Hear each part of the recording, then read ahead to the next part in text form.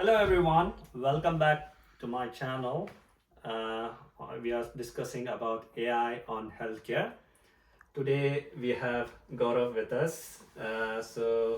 Gaurav, tell us about where you work and what you do. Hi Soil. Hi guys. So I'm Gaurav. I work at Next as a senior software analyst. From our last catch up, we were discussing about AI. So everyone knows mostly AI has been used in software, IT industry, or manufacturing industries.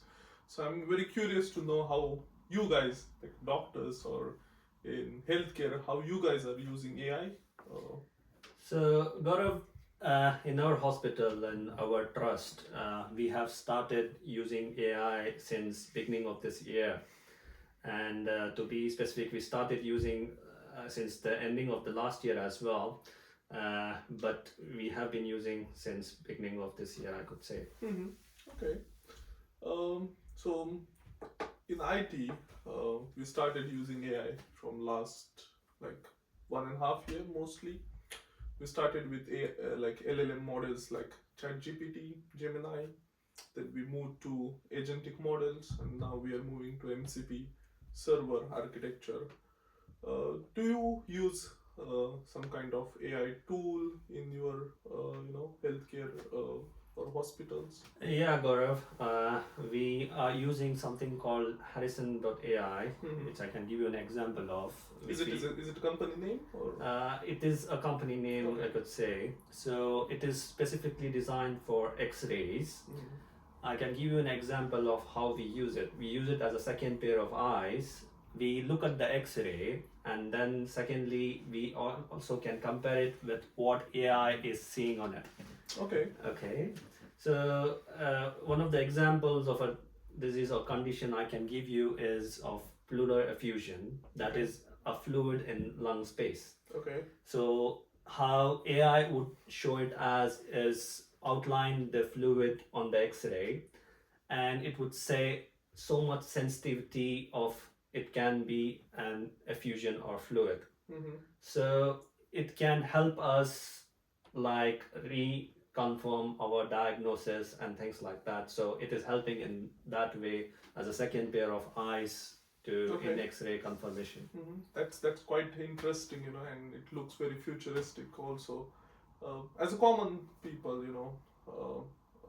in UK, our main concern is not getting appointments in hospitals.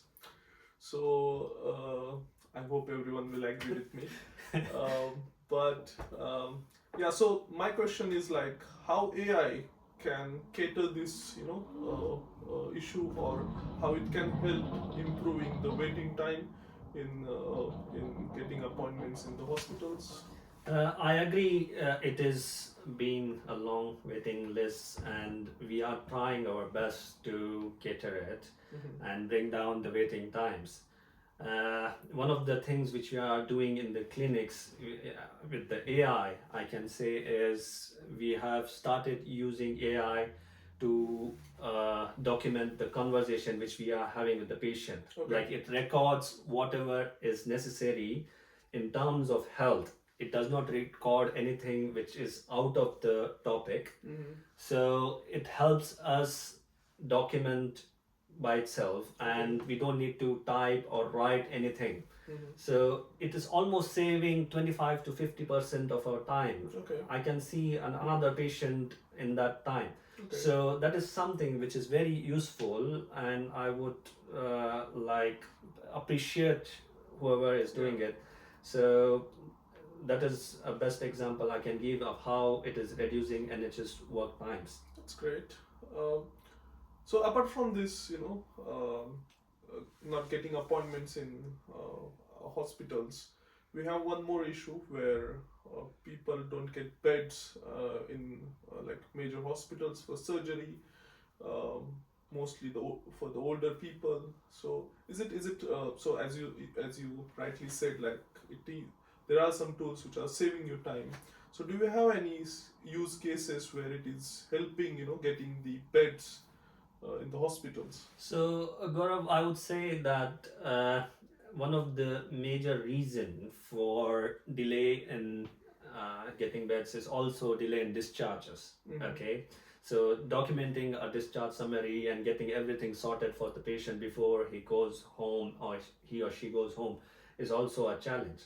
So how AI is helping is we can summarize the discharge summary, and it helps us document everything what is required for the patient, and in patient knowledge what he needs to understand and what is important for him, and like when to come back, what to follow and everything.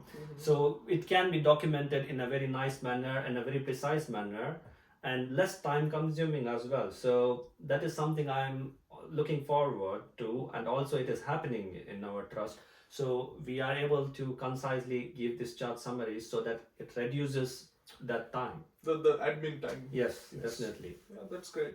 So in IT, as I work in software industry, so we mostly use ChatGPT or Gemini to do like works like writing an email or preparing in presentation. So do you have any similar experiences? So our trusts use something called Copilot, Okay. which is being used as equivalent to ChatGPT, I would say. Okay. So we can use it to write emails, especially when we are referring patients to different departments. For example, if I refer a patient to a liver team, I can write a specific email to the liver person there saying that this is the patient and this is his problem specifically to the liver, and this is what the advice is required. So it will help in writing the specific things which is required for that patient to get the patient benefit of whatever advice is required. So I think that is a major improvement in writing also emails and referring to patients and things like that. It has made a drastic change and improvement in that. That was very interesting to know. It was very good insight, because majorly, people talk about using AI in IT industry, banking, manufacturing industry, so or media industries, but very few people talk about using an AI in healthcare, which is the most important sector, I would say. So I would like to continue these kinds of conversation going forward. It was very nice talking to you.